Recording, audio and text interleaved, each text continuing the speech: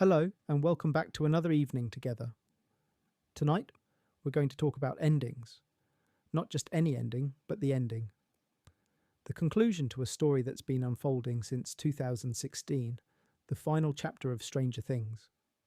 We're going to predict what's coming, what the Duffer Brothers have planned, what twists and revelations await us in Season 5, and more importantly, we're going to explore the ending that nobody is ready for. The conclusion that will change how we see everything that came before. This isn't going to be a quick conversation. We're going to go deep. We're going to examine every clue, every hint, every pattern, every thread that's been woven through 4 seasons of storytelling. We're going to build a theory about where this is all heading. And I want to be clear from the start. This is speculation, educated guessing, pattern recognition. I don't have insider information. I haven't seen Season 5.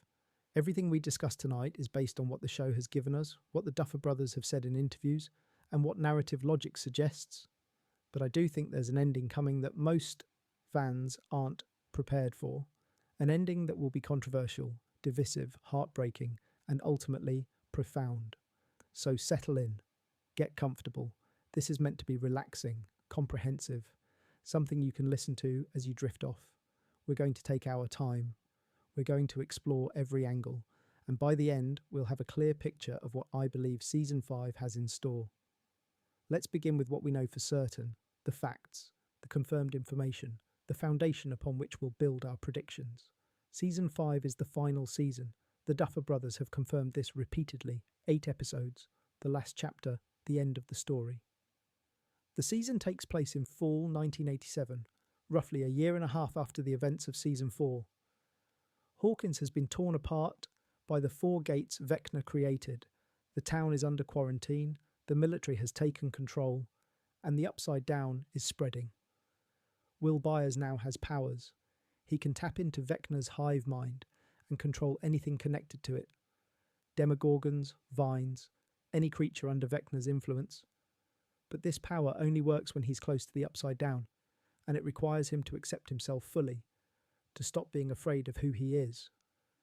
Max Mayfield is in a coma. Her body is alive, but her consciousness is trapped in Vecna's mindscape, along with Holly Wheeler and other kidnapped children. They're being held in a mental prison that Holly has named Camazotz, after the evil planet in A Wrinkle in Time.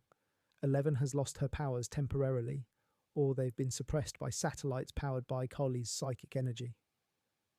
Dr. K, a military scientist played by Linda Hamilton, has been using Carly to create technology that disrupts telekinesis, essentially creating kryptonite for 11. Vecna has fully entered the real world. He's no longer confined to the Upside Down or limited to killing through visions. He's manifested physically in Hawkins, and he's more powerful than ever. The Upside Down is frozen on November 6, 1983, the day Will disappeared. This is significant. It's not just a dark mirror dimension, it's locked in time, connected to that specific moment in Hawkins' history.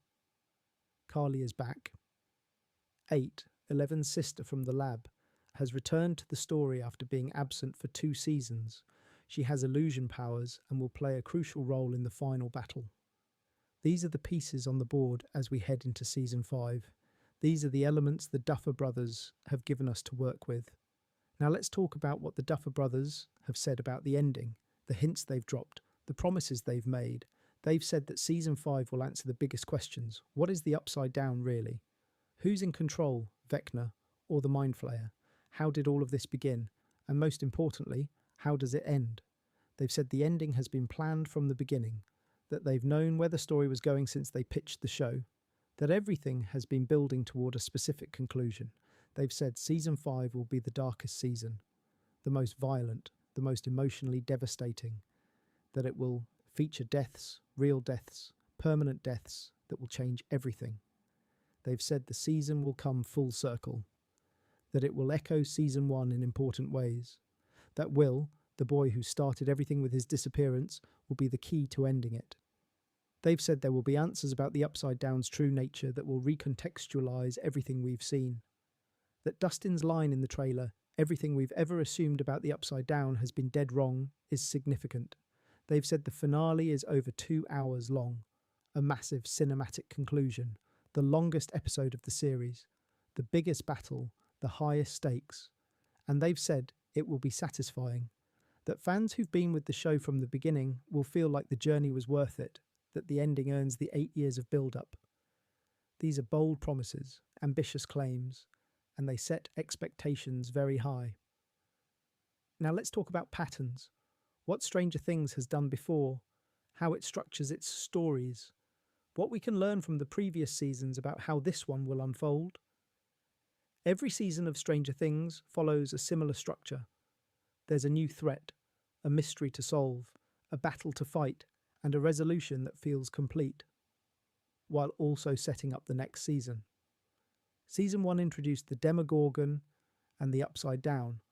We learned about the gate, about Eleven's powers, about the lab's experiments.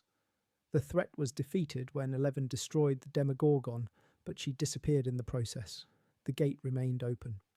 Season 2 introduced the Mind Flayer. We learned it was controlling everything in the Upside Down, that it had possessed will, that it wanted to invade our world. The full threat was defeated when Eleven closed the gate, severing the Mind Flayer's connection. But the post-credits scene showed the Mind Flayer still looming over Hawkins from the Upside Down. Season 3 brought the Mind Flayer into the real world through the Russians opening a new gate. It created the Flayed, built a monster from melted bodies, and tried to kill Eleven. The threat was defeated when Joyce closed the Russian gate, cutting off the Mind Flayer's power. Hopper apparently died in the explosion, but the post-credits scene showed he'd survived and was being held in a Russian prison. Season 4 introduced Vecna, revealed his identity as Henry Creel, showed us his connection to Eleven and the lab. The threat was not fully defeated. Vecna succeeded in opening 4 gates, creating a massive rift. Max died and was brought back but remained in a coma. The season ended with Hawkins torn apart and the Upside Down spreading. Each season escalates the threat. Each season reveals new layers of the mythology. Each season ends with both resolution and continuation. But season 5 is different. It's the final season. There's no setup for what comes next. Everything has to be resolved. All the threads have to be tied off. All the questions have to be answered. This means the pattern will break. Season 5 can't end with a new mystery. It can't leave threads hanging for another season. It has to provide closure. And that's where things get interesting, because the ending that provides true closure, that fully resolves the story, might not be the ending fans are expecting or wanting. Let's talk about the central question of Stranger Things. The mystery that's been building since season 1. What is the Upside Down?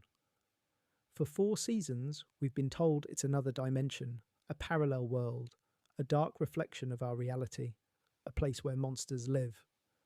But season 4 complicated this. Nancy discovered that the Upside Down is frozen on November 6, 1983. Everything there is, stuck on the day Will disappeared.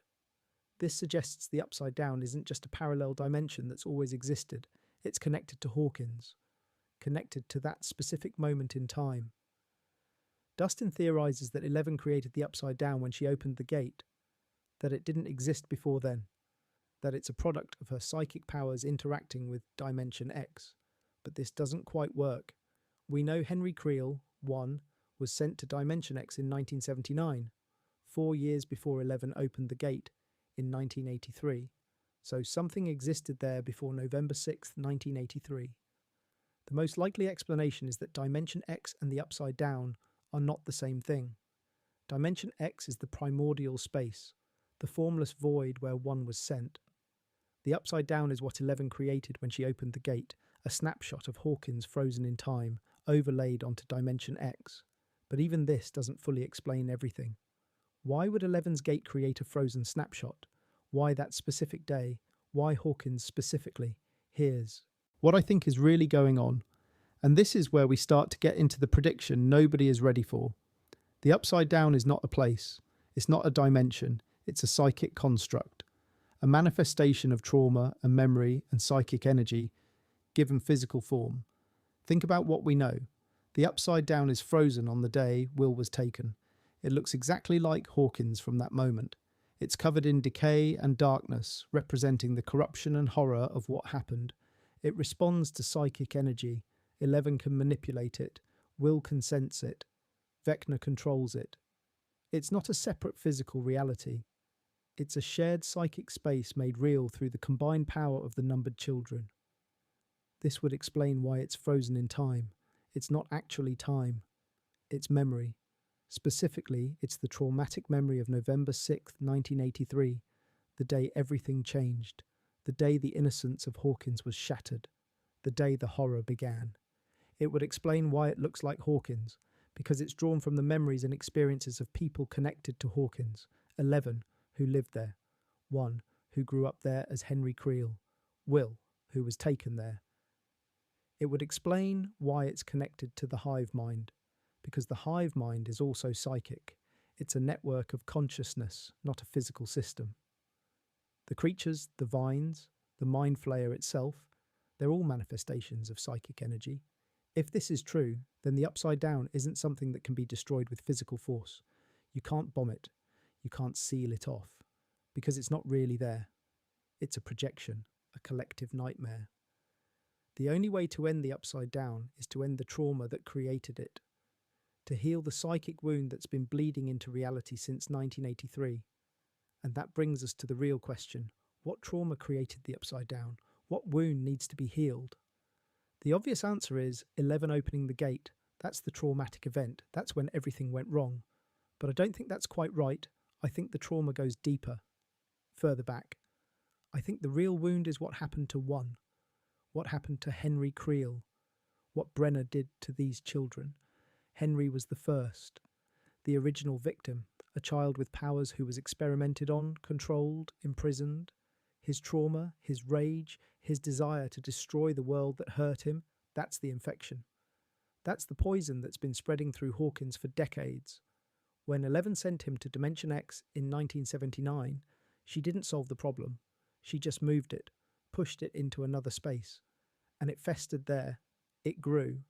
It became Vecna.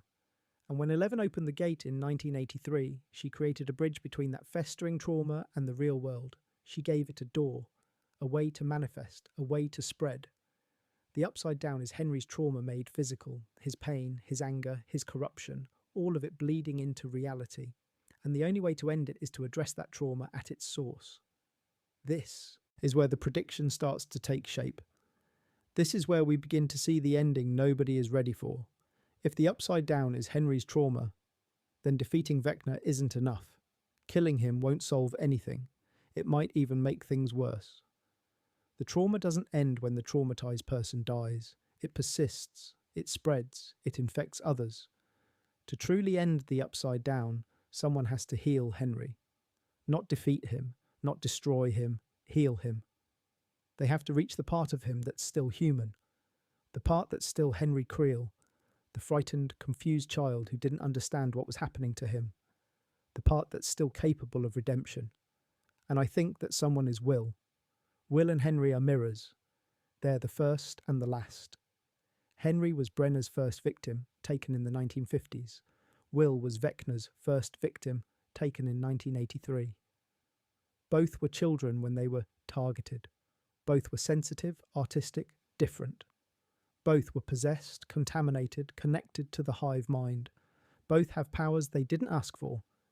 Henry had his telekinesis and mind reading. Will has his ability to control the hive mind. They're the same. Separated by decades, but fundamentally the same. And that connection is what makes Will the key. He understands what Henry went through. He knows what it's like to be different, to be targeted, to be used. He knows the fear, the confusion, the anger. Will can reach Henry in a way no one else can. He can show Henry that there's another path. That trauma doesn't have to define you, that you can choose healing over destruction. This is the ending I think is coming. Will doesn't destroy Vecna. He saves Henry. He goes into the heart of the upside down, into Vecna's mind, and he finds the child that's still there, the frightened boy who just wanted to be understood. And he offers him something no one else has ever offered: compassion, forgiveness, a chance to let go. And when Henry finally lets go, when he releases the rage and pain he's been holding on to for 70 years, the upside down collapses. Because it was never a real place. It was always just his trauma. And when the trauma heals, the manifestation disappears. This would be a radically different ending than what most fans are expecting. Most people want to see Vecna destroyed. They want 11 to blast him into oblivion. They want a big, violent, satisfying defeat of the monster. But that's not what Stranger Things has been building toward. The show has always been about broken people finding connection, about outcasts forming families, about healing through love and friendship. A purely violent resolution would betray those themes. It would suggest that some people are beyond saving, that some trauma is too deep to heal, that the only answer to pain is more pain. I don't think the Duffer Brothers are going to do that. I think they're going to commit to their themes. And that means offering redemption, even to the monster, even to Henry Creel.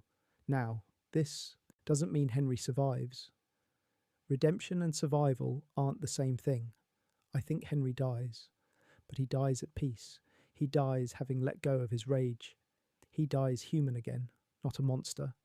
And I think Will is there with him, holding his hand, showing him that he's not alone, that he's understood, that he's forgiven. It's a sad ending for Henry, but it's also a hopeful one. It says that no one is beyond redemption, that even the worst trauma can be healed, that compassion is more powerful than violence. But this creates a problem.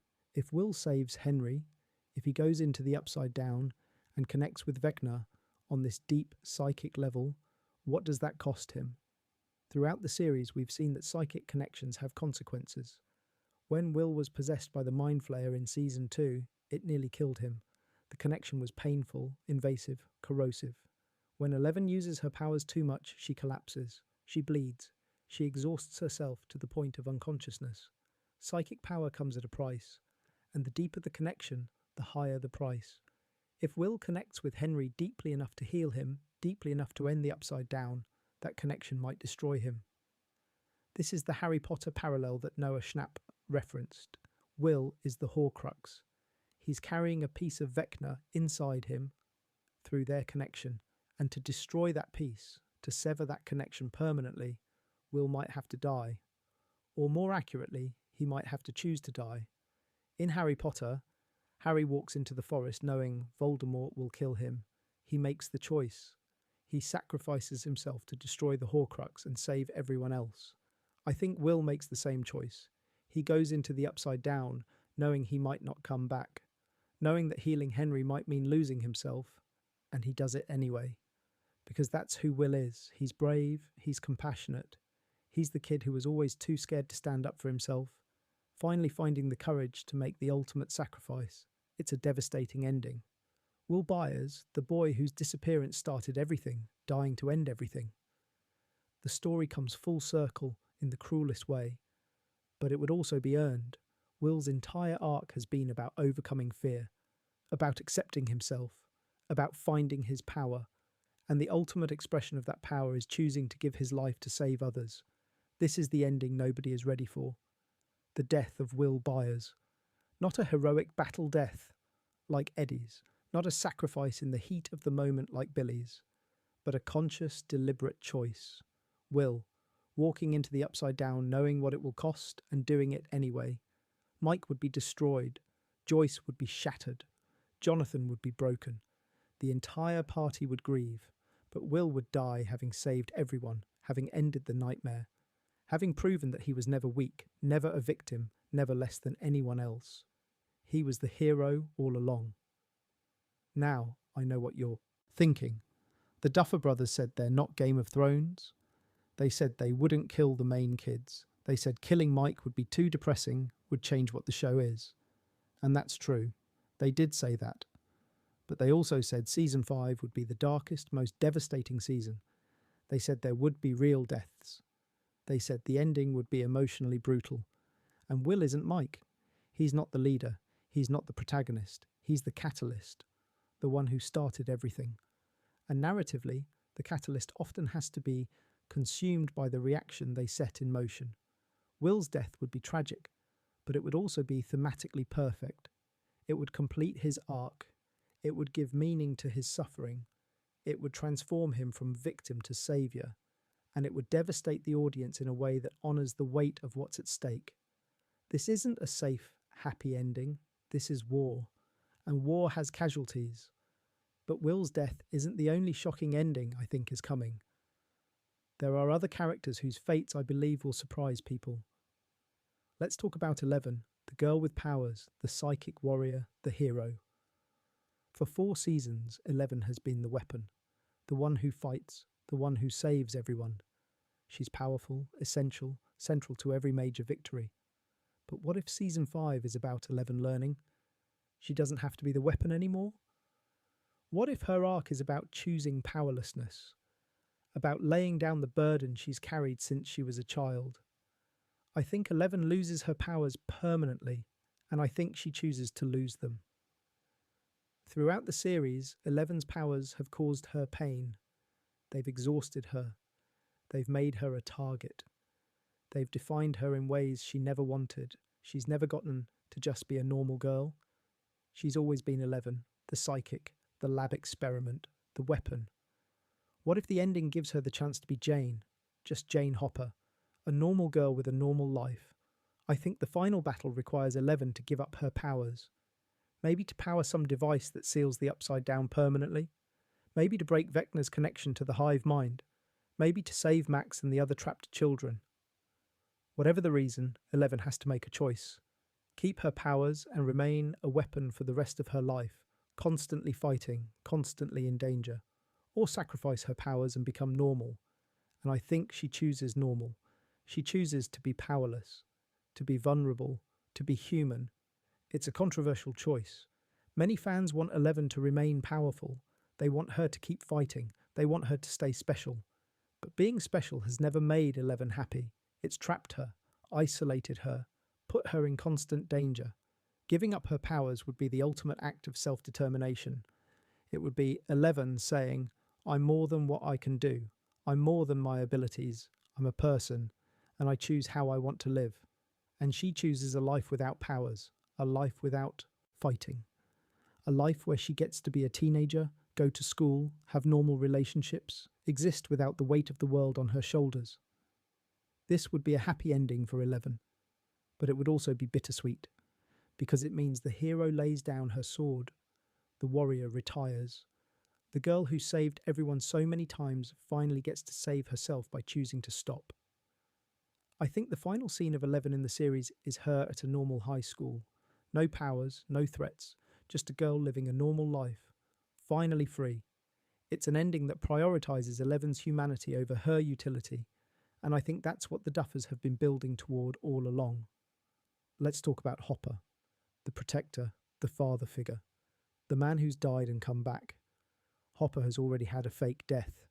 Season 3 made us believe he was gone, then brought him back in Season 4. So what happens in Season 5? I think Hopper dies for real this time, and I think it's the bomb vest from Volume 1 that does it.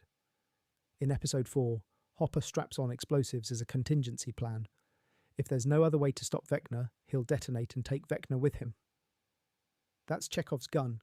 You don't show a character putting on a bomb vest unless that bomb is going to go off. Hopper didn't use it in Volume 1, but I think he uses it in the finale. I think there's a moment when Vecna is vulnerable, when the combined efforts of 11, Will, Kaylee, Max and the others have weakened him. But he's not finished. He's about to regenerate, to come back stronger. And Hopper sees the opening. He sees the chance to end it permanently, but it requires someone to get close, someone to hold Vecna in place while the bomb detonates. And Hopper volunteers. Not because anyone asks, but because that's who he is. The protector. The one who shields others with his own body. He grabs Vecna, holds him, tells Joyce he loves her, tells 11 he's proud of her, and detonates. Both of them gone in an instant. Vecna destroyed, Hopper dead. It's a heroic sacrifice. A fitting end for a character who's spent 5 seasons trying to protect people. Trying to make up for not being able to save his daughter Sarah. Hopper dies saving 11, his adopted daughter, the girl who gave him a reason to live again. He saves her by making sure she never has to face Vecna again. It's tragic. But it's also earned. Hopper's arc has always been about redemption, about finding purpose after loss, and his final purpose is giving his life so others can live. Joyce would be devastated. 11 would be shattered. But Hopper would die the way he lived in the later seasons, as a hero, as a father, as someone who finally forgave himself for not being able to save Sarah by saving someone else. This would be the real death, the one that sticks. After faking Hopper's death, once the Duffers would commit to it the second time. It would hurt, it would break hearts, but it would also feel right. Now let's talk about Max, the girl in the coma. The consciousness trapped in Vecna's mindscape. Max has been in Camazotz since the end of Season 4, over a year and a half trapped in Vecna's mind, experiencing his memories, his trauma, his darkness. What does that do to a person? How does someone survive that much psychological horror? I don't think Max comes back the same. I think she's changed, damaged, maybe permanently. When she wakes up, and I do think she wakes up, she's not the Max we knew. She's haunted. She's traumatized in ways that can't be easily healed. She's seen things no one should see. Experienced Vecna's entire history, every victim, every kill, every moment of rage and pain and hatred. That leaves scars, deep scars. I think Max wakes up, but she's broken, and the show doesn't fix her. It doesn't give her a miraculous recovery. It shows the real aftermath of trauma. Max survives, but she's not okay, and she might never be fully okay again. This is a darker, more realistic ending than fans probably want. We want Max to wake up and be fine, to reunite with Lucas, to get her happy ending. But Stranger Things has never been afraid to show that trauma has lasting consequences. Will never fully recovered from his possession. Eleven still struggles with her past in the lab. Max's year and a half in Vecna's mind would be even worse. She's not going to just bounce back. I think the ending shows Max beginning her recovery, in therapy, surrounded by people who love her, but still struggling, still fighting her demons. It's a hopeful ending in that she's alive and she's trying, but it's honest about the cost, about what being a victim of Vecna's really means. Lucas stays with her. That's his ending. He doesn't move on. He doesn't give up. He's there, supporting her, even though it's hard, even though the Max he knew is changed. It's a bittersweet conclusion. They're together. But it's not the fairy tale reunion. It's the beginning of a long, difficult healing process. Let's talk about Steve, the babysitter, the protector, the character who's completed his arc.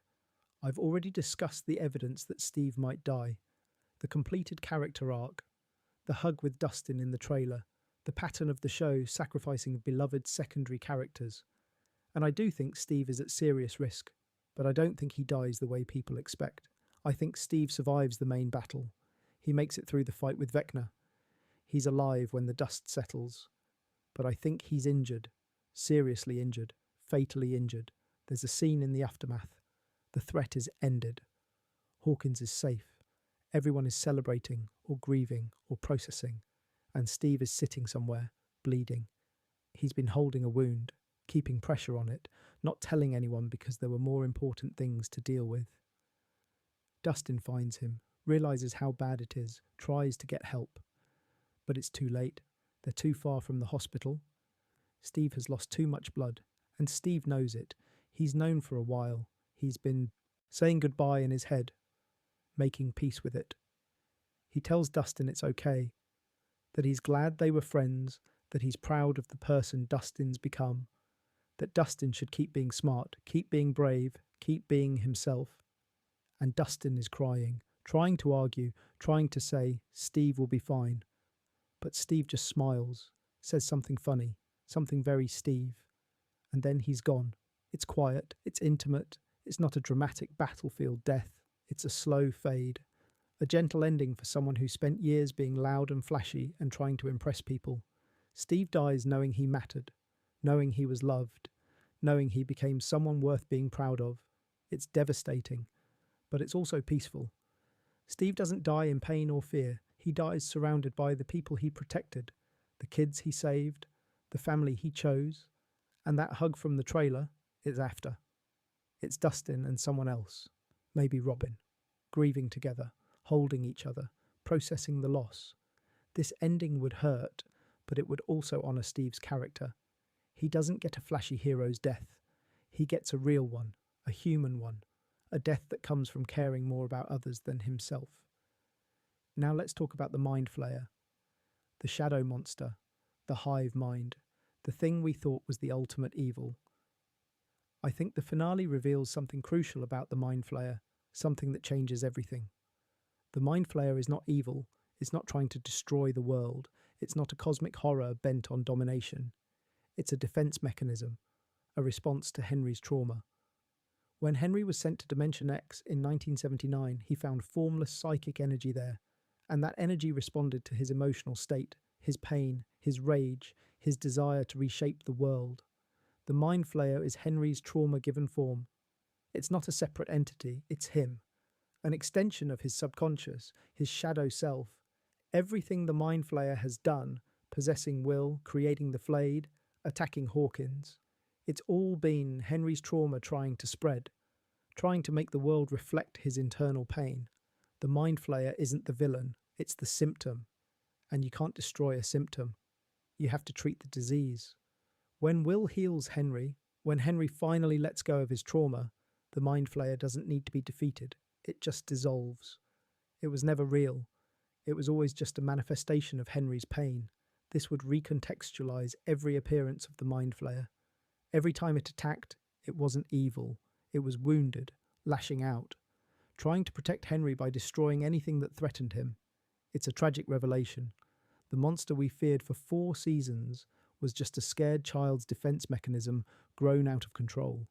And it means that compassion, not violence, is what ends the threat.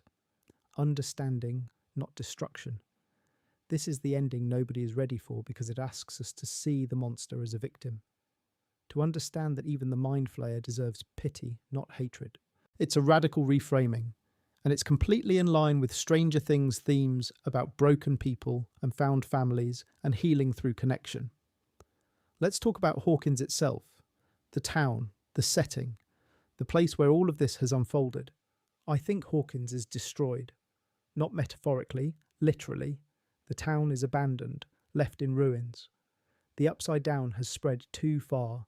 The contamination is too deep.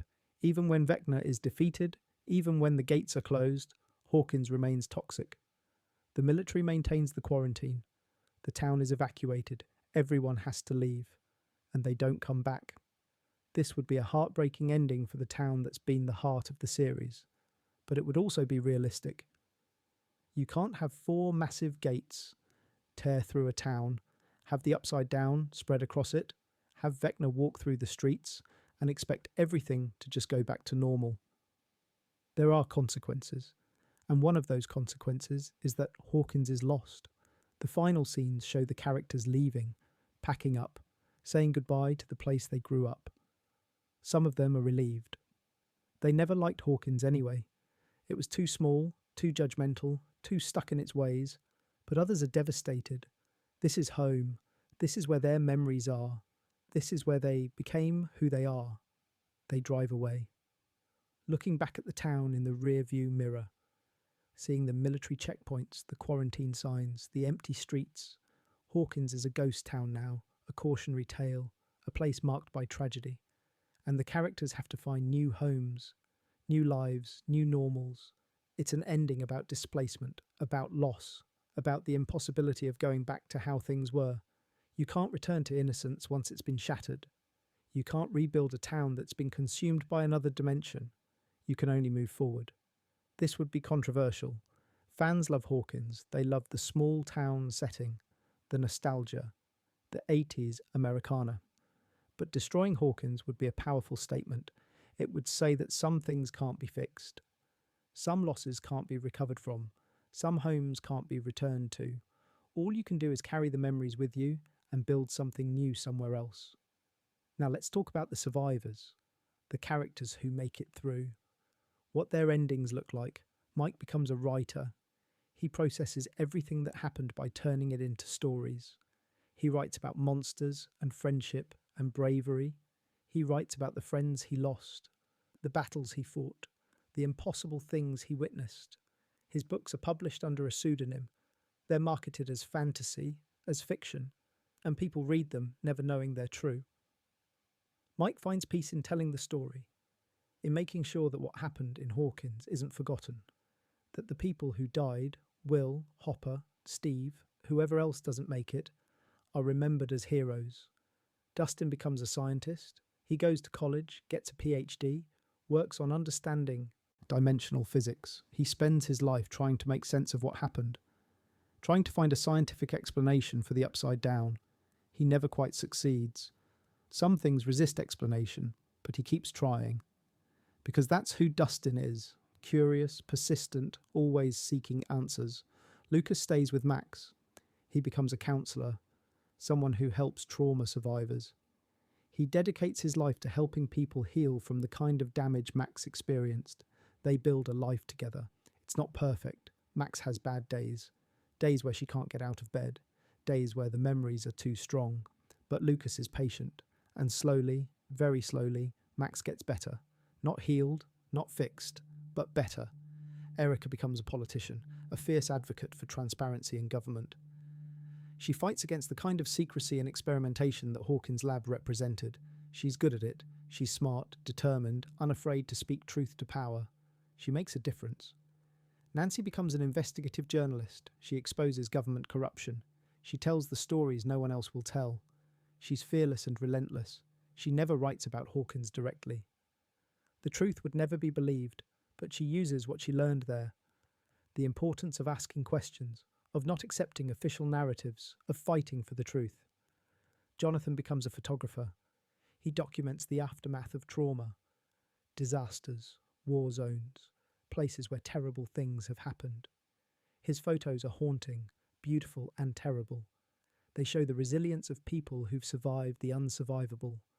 He never forgets Will, never stops grieving his brother, but he channels that grief into his art, into bearing witness, into making sure suffering isn't invisible. Robin becomes a teacher. She works with queer youth. She creates safe spaces for kids who feel different, who don't fit in, who are struggling with their identities. She's the adult she wishes she'd had when she was younger. Someone who understands, someone who says, "It gets better. It really does." Joyce moves somewhere quiet, somewhere far from Hawkins. She's lost too much. Will, Hopper, Bob before them, Sarah before him. She deserves peace, rest, a chance to heal. She works in a library. She reads. She gardens. She writes letters to the people she's lost. She never fully recovers, but she finds moments of happiness, small joys, quiet contentment. 11, now just Jane, finishes high school, goes to college, studies psychology. She wants to understand the mind, trauma, healing. She's normal now, no powers, no special abilities, just a young woman trying to build a life. She stays in touch with Mike. They're still together, still in love, but it's different now, calmer, less desperate. They build a normal life, a good life, the kind of life 11 never thought she'd have. This is the ending for the survivors. Not triumphant, not purely happy, but real, human, marked by loss, but also by resilience. They carry their scars, but they move forward. They build lives. They find meaning. It's not the ending fans want, but it's the ending that honours what these characters have been through. Now let's talk about the final scene, the last image of the series, what the Duffer Brothers choose to leave us with. I think the final scene is a memorial, a gathering of the survivors, however many there are, standing in front of a monument. The monument lists names: Will Byers, Jim Hopper, Steve Harrington, Bob Newby, Billy Hargrove, Eddie Munson, Barb Holland, everyone who died fighting the Upside Down, everyone who was lost to Vecna and the Mind Flayer and the monsters. The survivors are older now. This is years later, maybe 5 years, maybe 10. They're adults. They've built lives. They've moved on as much as anyone can move on from something like this. But they've come back to Hawkins, to what's left of it, to remember. The town is still abandoned, still quarantined, but they got special permission for this, to erect the memorial, to honour the dead. Mike is there with Jane, Dustin with his family, Lucas with Max, Nancy with Jonathan, Robin with a partner, Erica, now a senator, who helped get the memorial approved. Joyce is there, older, greyer, sadder, but still standing. They don't say much, they just stand there, looking at the names, remembering. And then the camera pulls back, up, higher and higher. We see the memorial, the survivors, the ruins of Hawkins around them, and we see that where the town used to be, there's now a park. Trees have been planted, grass has grown, nature is reclaiming the space, life continues, even in the places touched by death. The final shot is from very high above. Hawkins is barely visible. Just a small town in the middle of Indiana, unremarkable from this height. But we know what happened there. We know what was lost and what was saved. And as the camera continues to pull back, a voiceover begins. It's Mike, reading from one of his books. He talks about bravery, about friendship, about the extraordinary things ordinary people can do when they choose to stand together. He talks about loss, about the cost of victory, about the people who gave everything so others could live. And he talks about hope, about how even the darkest night eventually gives way to dawn, about how even the deepest trauma can eventually heal. The screen fades to black, and that's the end. It's quiet, contemplative, sad but hopeful. It doesn't give us a triumphant victory celebration. It gives us a eulogy, a remembrance. It says that the fight was worth it, but it cost dearly, that the survivors are marked by what they went through, that some wounds never fully heal. But it also says that life goes on, that beauty can grow from tragedy, that remembering the dead is how we honour them. This is the ending nobody is ready for, because it's not exciting, it's not a big action finale with everyone cheering, it's sombre, it's real, it's human, and that's what makes it powerful.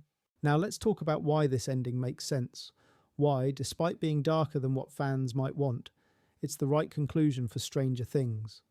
From the beginning, Stranger Things has been about children confronting darkness. Not just supernatural darkness, but real-world darkness.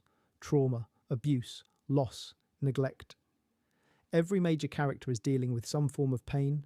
Will was kidnapped and possessed. 11 was experimented on and used as a weapon. Mike has controlling tendencies born from fear of loss. Lucas faces racism. Dustin deals with being different. Max experienced abuse and lost her brother. The adults are broken too. Joyce lost her son and then got him back changed. Hopper lost his daughter and never forgave himself. Nancy lost her best friend and carries guilt. Jonathan had to grow up too fast taking care of his family. The show has never shied away from showing that pain, that trauma, that brokenness.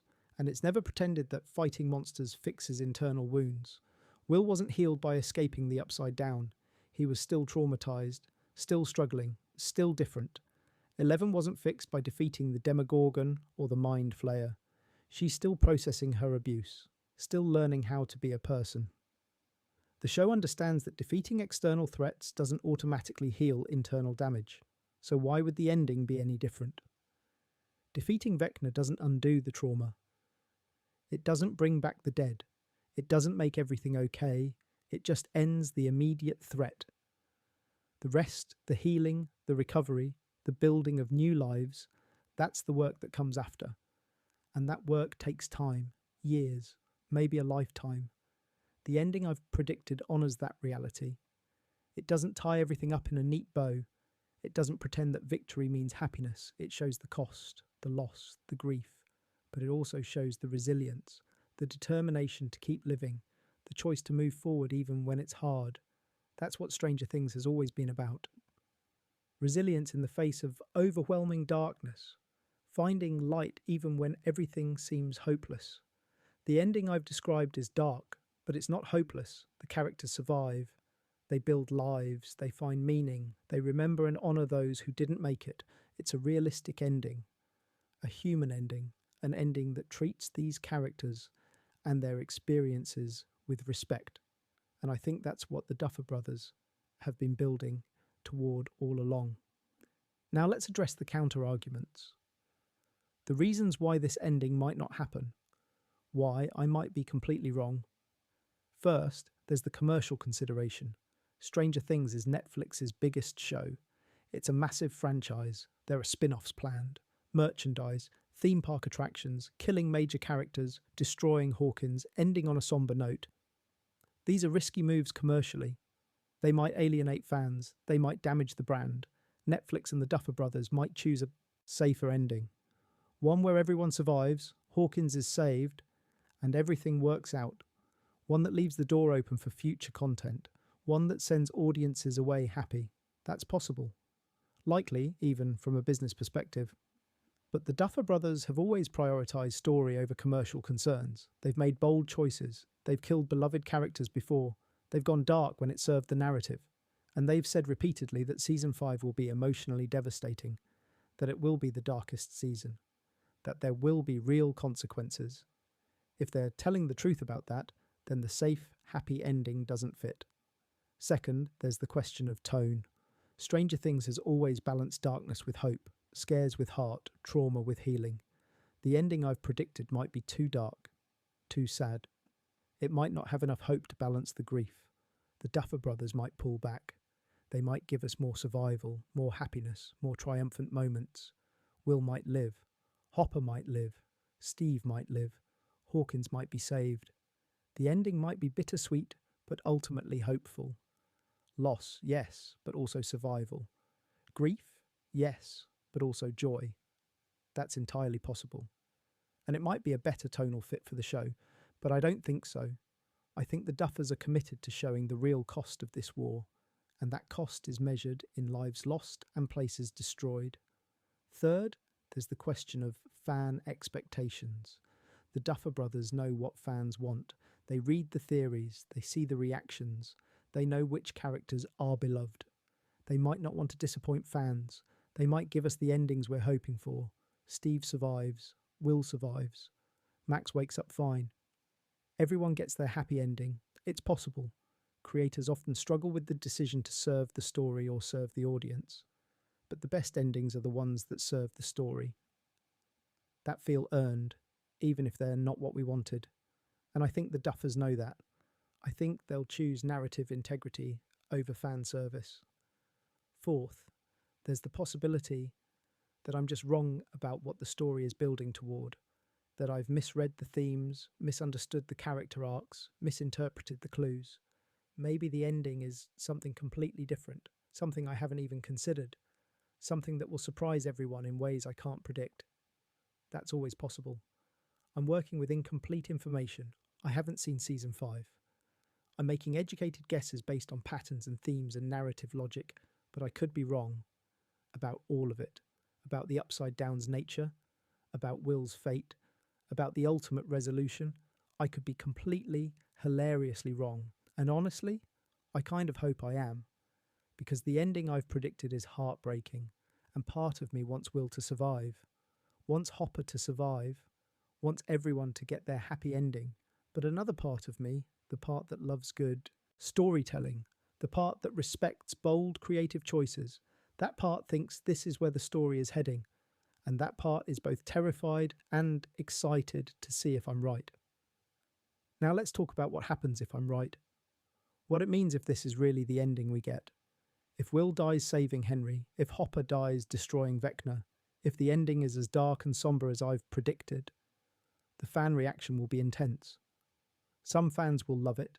They'll appreciate the boldness, the commitment to theme, the refusal to give us easy answers or convenient happy endings.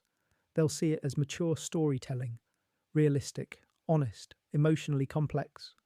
They'll argue that this is the ending Stranger Things deserves, the one that honours the journey, the one that doesn't shy away from the cost of war. But other fans will hate it.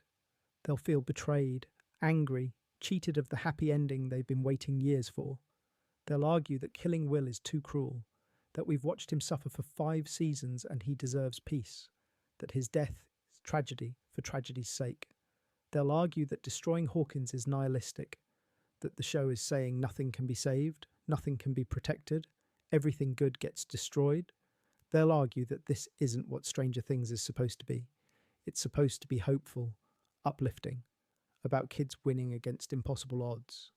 The fandom will fracture. There will be debates, arguments, passionate defences, and equally passionate criticisms.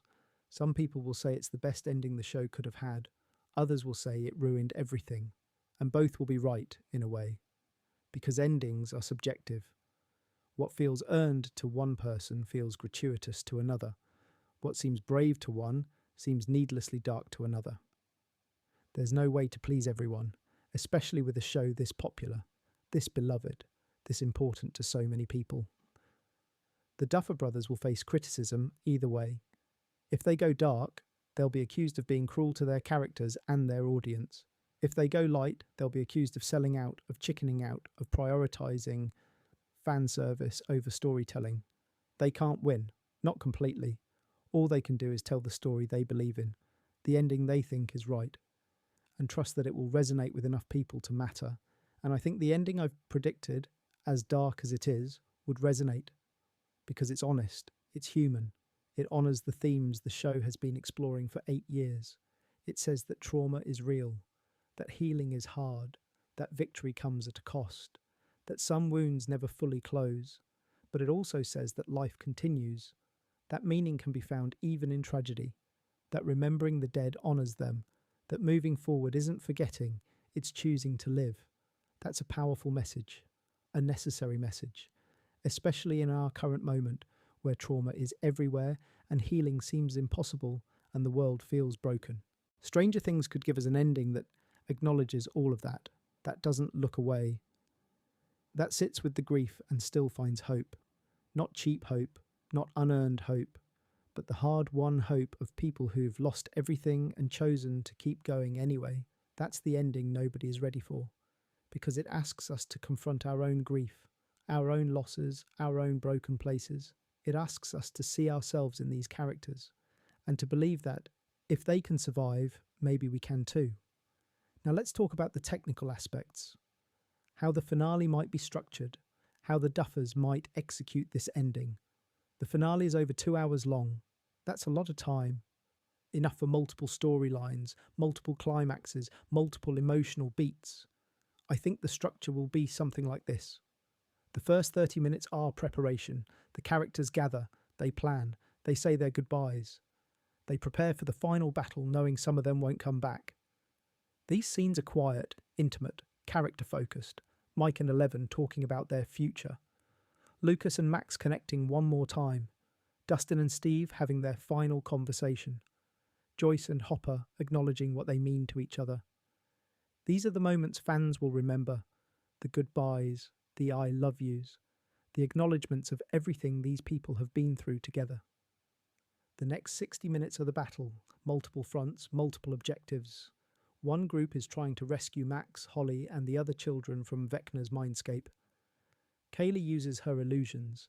Eleven uses whatever power she has left. They navigate Vecna's memories, finding the kids, breaking them free.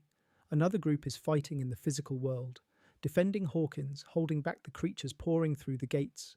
Steve, Nancy, Jonathan, Robin, Erica, they're all in this fight. Weapons, fire, desperation. A third group is going after Vecna directly. Mike, Lucas, Dustin supporting from a distance. Hopper with his bomb vest getting close. Will preparing to make his psychic connection. These scenes are intense, fast-paced, chaotic. Everything is happening at once. The stakes are overwhelming. And then, around the 90-minute mark, the climax. Multiple climaxes, really, happening simultaneously. Max and the kids escape the mindscape. Carly's illusions work. Eleven makes the final push. But it costs her. She burns out her powers completely. She collapses, human now, powerless. In the physical battle, someone dies. Maybe Steve, maybe Robin, maybe someone else. The fight is brutal, the cost is real. And in the confrontation with Vecna, Hopper makes his move. He grabs Vecna, holds him, detonates. But Vecna survives.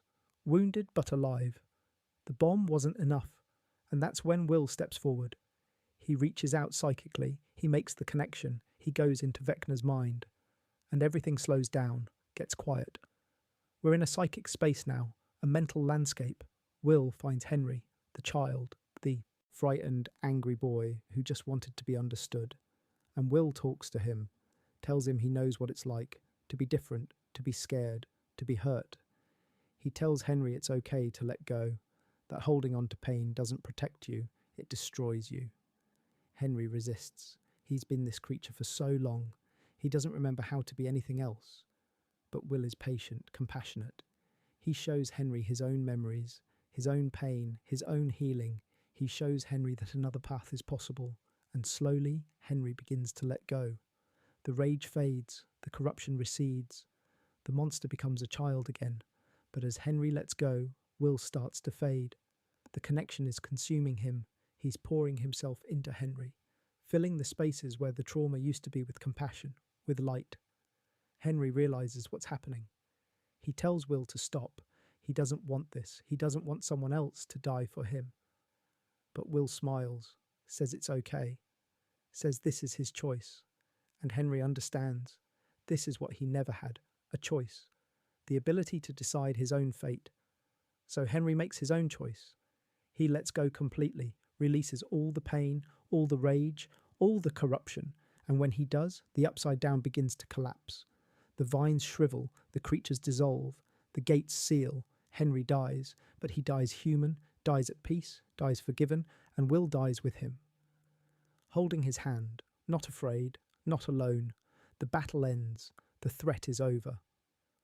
Hawkins is saved, sort of.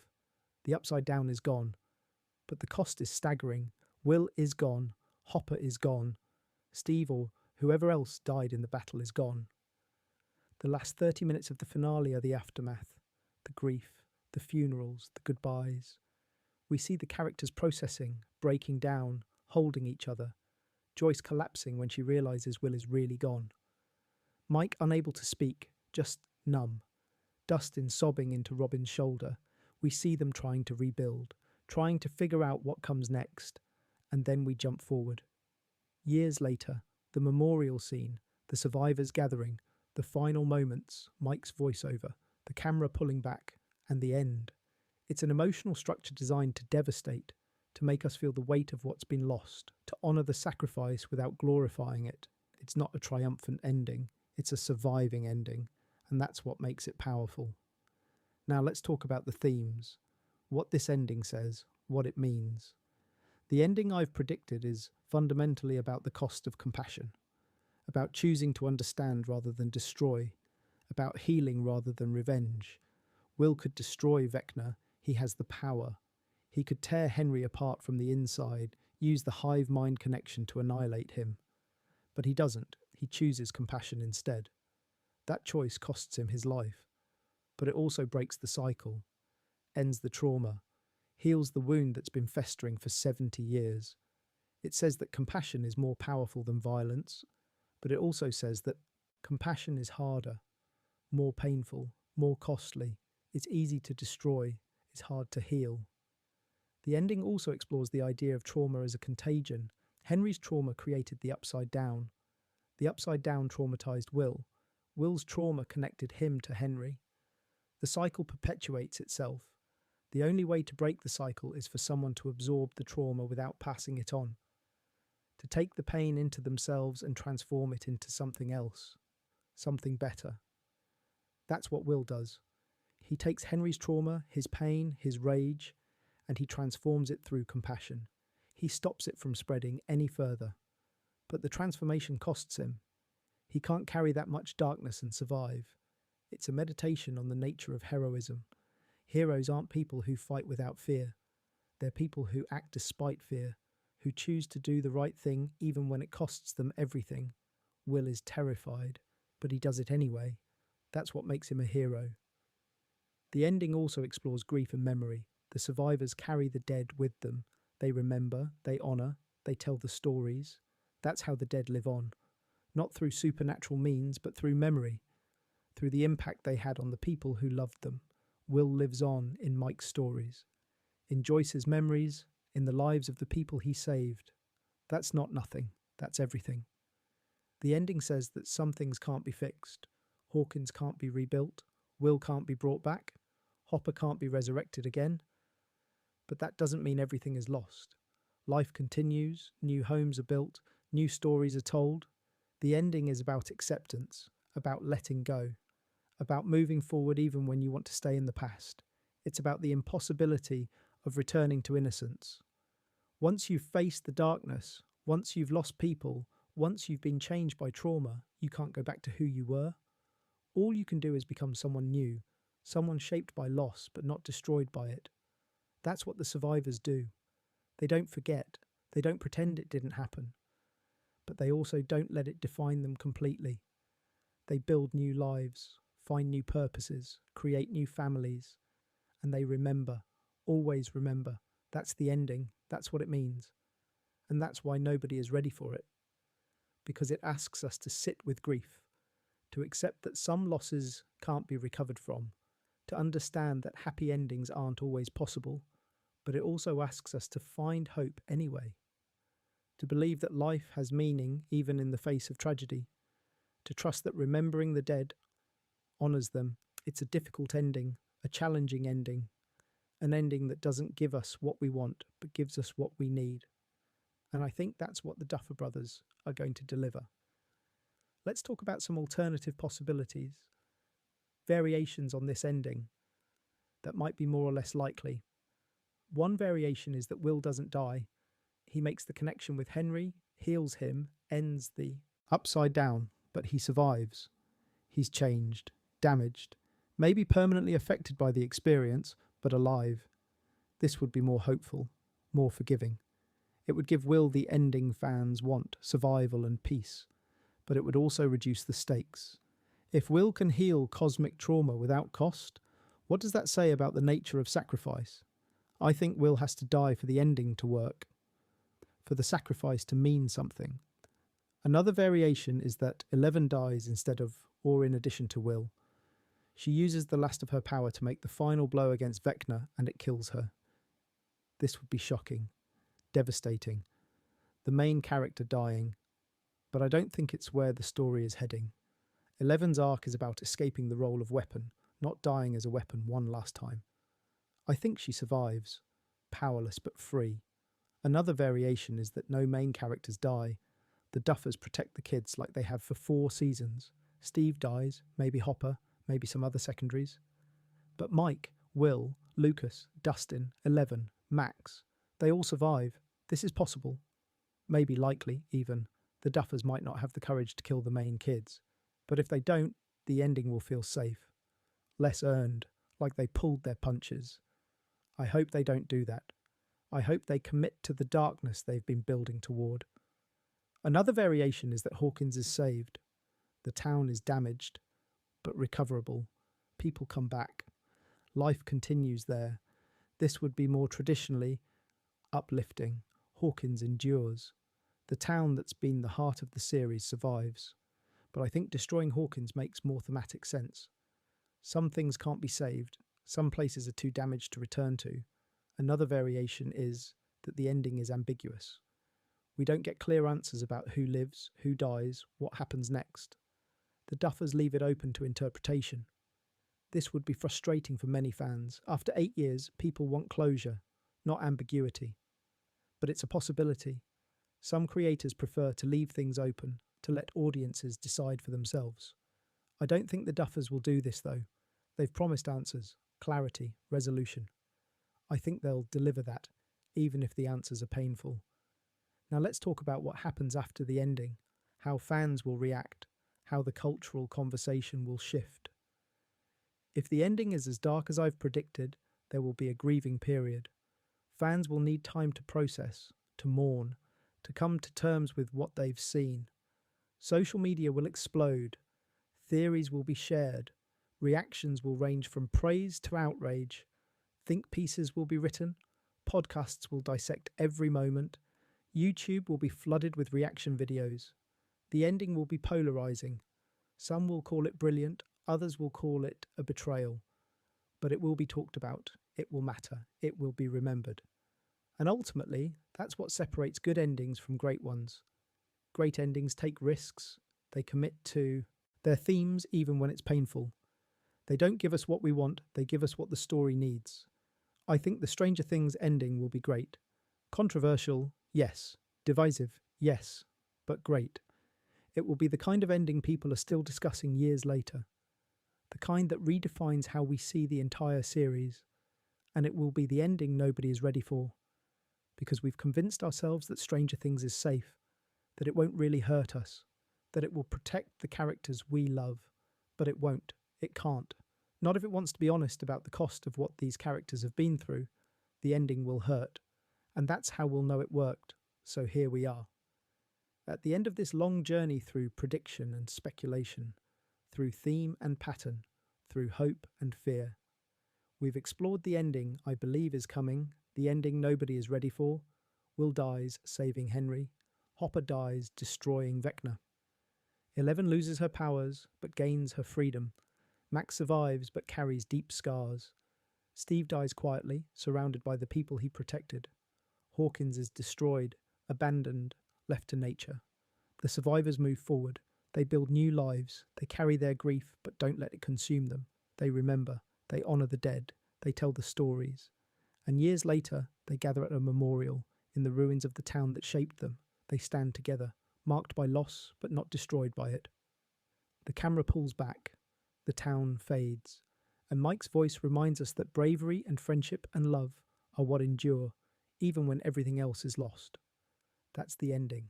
Dark, honest, human, real. An ending that says trauma has costs, that heroism requires sacrifice, that some things can't be fixed, only survived, but also an ending that says life continues. That meaning can be found, that remembering matters. An ending that honours the journey without pretending it was easy or safe or without consequence. An ending that treats these characters and their struggles with respect. An ending that doesn't lie to us about how hard healing is or how much survival costs. The ending nobody is ready for, but maybe, just maybe, the ending we need. Thank you for spending this time with me, for exploring these possibilities, for sitting with the grief and the hope and the uncertainty of what's coming. We'll know soon enough if I'm right, if this is really where the story is heading. And whatever the ending turns out to be, whatever the Duffer Brothers have planned, I hope it's honest. I hope it's earned. I hope it honours these characters and this world, and this story that's meant so much to so many people. I hope it's an ending worth the wait. Sleep well. Dream of better endings if you need to. Dream of Will surviving, of Hopper coming home, of Hawkins being saved. There's comfort in those dreams. But when you wake, when season 5 finally arrives, be ready. Be ready for the ending nobody is ready for. Because it's coming, and it's going to change everything. Until next time, rest easy. And may your theories be as wild and hopeful as mine have been dark. Good night.